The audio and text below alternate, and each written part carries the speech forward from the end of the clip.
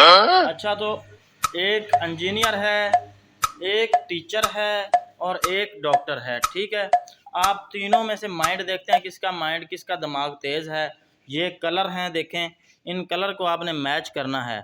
जौन सा मैच कर गया उसको मैं वाकई मानूंगा कि वो टीचर है, डॉक्टर है या फिर इंजीनियर है, बाकी ऐसे ही हैं।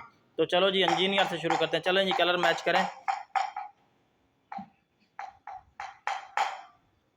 नहीं हुआ। चलें जी, टीचर साहबा कलर मैच करें। आपसे भी नहीं हुआ। चलें जी, डॉक्टर साहबा कलर मैच करें। लगता है ये डॉक्टर साहबा कर जाएंगी। लो जी, डॉक्टर आयशा साहबा ने कलर मैच कर दिया है। ये इंजीनियर साहबा भी रह गई है।